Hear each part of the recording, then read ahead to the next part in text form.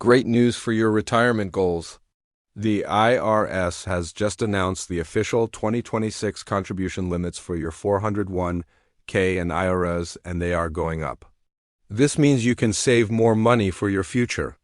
But wait, there is a massive new rule for high earners that completely changes how catch-up contributions work. You absolutely need to know this.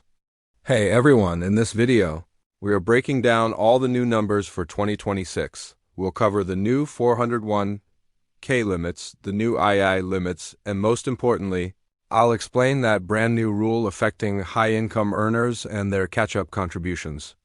Let's get right into it. Alright, let's start with the big one, your workplace 401k, 403, or the Federal Thrift Savings Plan for 2026. The main contribution limit is increasing by a solid $1,000.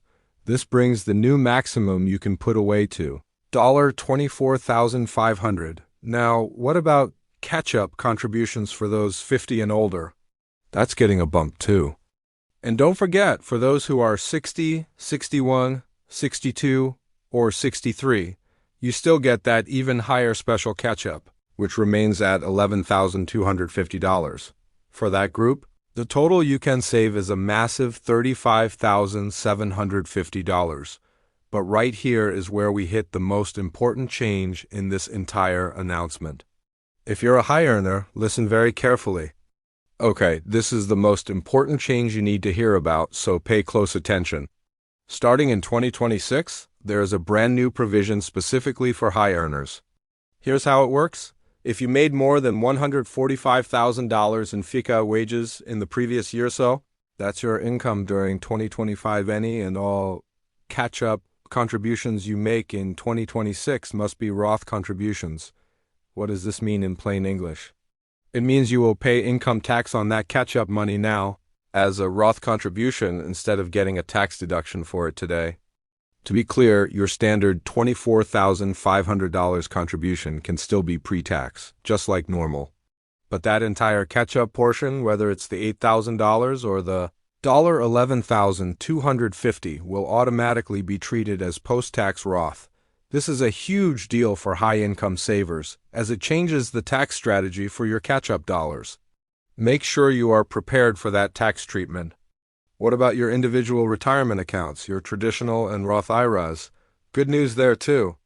The total contribution limit for your IRA is increasing by $500 next year, bringing the new 2026 maximum to $7,500, and the catch-up contribution for savers who are age 50 and older is also getting a small bump, rising from $1,000 to $1,100. As always, remember that the ability to either deduct your traditional IRA contributions or contribute to a Roth IRA at all depends on your income and whether you or your spouse are covered by a retirement plan at work. The IRS has released adjustments to those income thresholds as well, so be sure to check those new tables when you plan your 2026 savings. Finally, let's wrap up with two quick but important updates that might apply to you. First, if you're a low or moderate income worker, pay attention to the Savers Credit. This is essentially a government match on a portion of your retirement contributions. The credit itself is still worth up to $2,000 for married couples filing jointly, but the great news is that the income limits to qualify have gone up. For instance, the limit for those married filing jointly is now $80,500, making the credit accessible to more people. Second, if you're employed by a small business that uses a simple IRA, your contribution limit is also increasing. So those are the new numbers. Let's quickly summarize the two biggest takeaways and talk about your next steps. So, to quickly recap the two most important numbers you need to remember for 2026, the standard 401k contribution limit is increasing to $24,500. The standard IRA contribution limit is increasing to $7,500. These increases give you a great opportunity to accelerate your savings. So, if you weren't maxing out before, now is the time to check your payroll settings and aim for these higher numbers.